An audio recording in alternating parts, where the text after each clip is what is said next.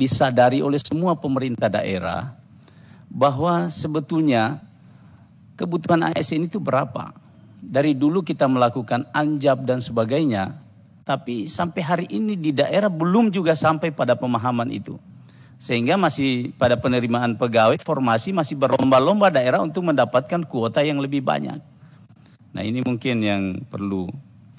Nah kemudian selanjutnya kepada BKN juga saya ingin menyampaikan saja informasi ini Pak Kepala BKN soal karena ini lagi penerimaan pegawai ASN nanti ke depan. Mungkin masih bisa Pak Kepala BKN melakukan monitoring pengawasan yang ketat. Saya mendapatkan informasi bahwa masih ada pintu orang bisa bermain dalam penerimaan ASN. Ini informasi apakah ini benar atau tidak. Mengenai soal kan yang membuat soal ini kan BKN ya. Nah, saya nanti dilihat, saya belum tahu tapi informasinya seperti itu. Kemudian yang membawa soal ke daerah itu juga pasti dari BKN. Kemudian yang melakukan pengawasan di dalam ruang itu juga orangnya BKN. Ini apa bisa kita yakini ini bahwa tidak akan terjadi kebocoran soal.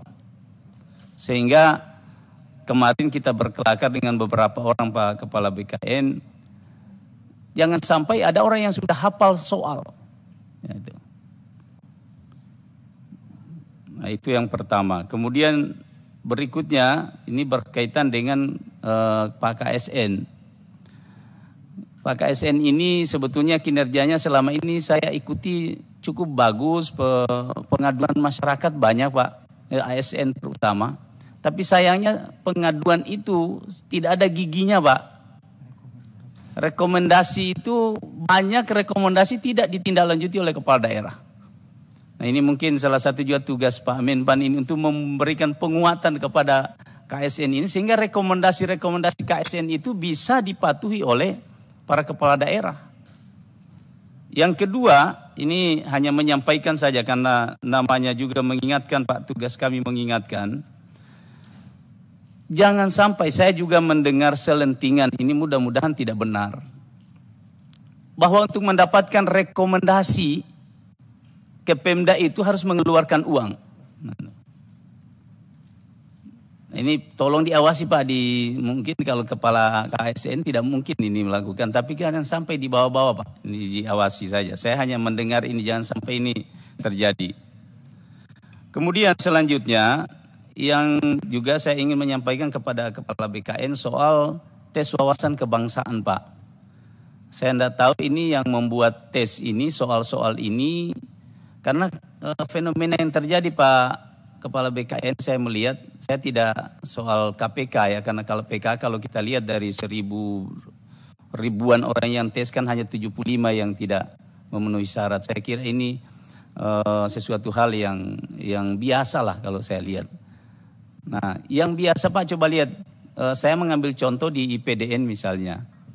Itu hampir 50% itu Pak orang tidak lulus di tes CAT itu ya. Nah ini apakah tes ini saya menyarankan kalau bisa ya dikoordinasikan juga dengan profesi-profesi yang ada ya di lingkungan instansi yang bersangkutan, mungkin tes kewawasan kebangsaan itu. Ya. Ini khusus ASN Pak, dan saya sangat mendukung tentunya apa yang disampaikan oleh senior kita, beliau Pak Gubernur tadi bahwa memang ya dari dulu Litsus itu kita dulu setiap mau naik pangkat Litsus Pak. Ya, aduh setengah mati Pak. Sampai nenek-nenek kita 7 turunan itu ditanya semua. Ya. Dan kalau misalnya ini banyak yang tidak lulus, jadi sebenarnya hal yang biasa. Ya. Kalau tes seperti ini dan pertanyaannya hampir sama-sama saya juga dulu dari APDN, mau masuk APDN juga seperti itu berkali-kali setiap mau naik tingkat tes lagi, mau naik pangkat tes lagi, mau naik jabatan tes lagi. Itu saya kira hal yang biasa.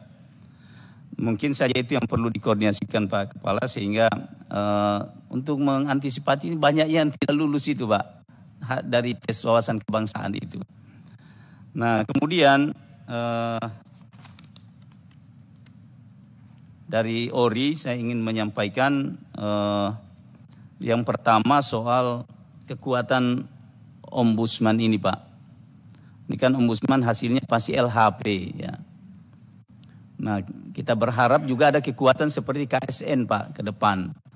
Kalau sudah keluar LHP dari ombudsman harusnya instansi yang mendapatkan rekomendasi LHP itu harus menindaklanjuti. Jangan sampai ini menjadi mubasir. Kita mengeluarkan anggaran negara untuk membiayai sebuah unit kerja tapi tidak dihargai oleh negara itu sendiri.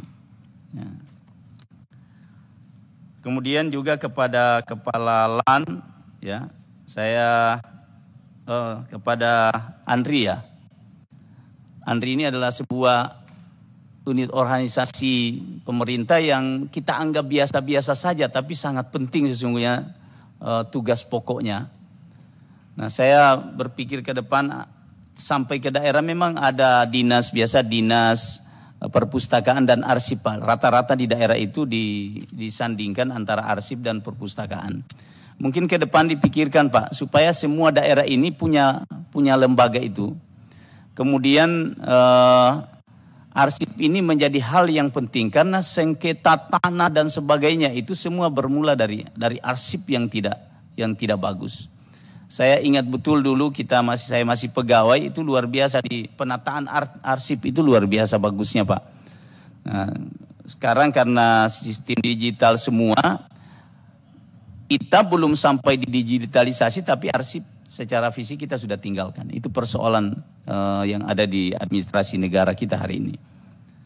Saya kira itu beberapa hal. Sekali lagi terima kasih banyak kepada Pak Menpan yang saya pikir alhamdulillah saya juga memberi apresiasi kemarin. Kalau ini semua atas apa yang dilakukan oleh Pak Menpan dengan Pak Kepala BKN, walaupun Presiden sudah mengatakan bahwa jangan dipecat, tapi tidak ada. Ini pernyataannya Pak Menpan saya luar biasa. Saya berikan apresiasi Pak. Terima kasih.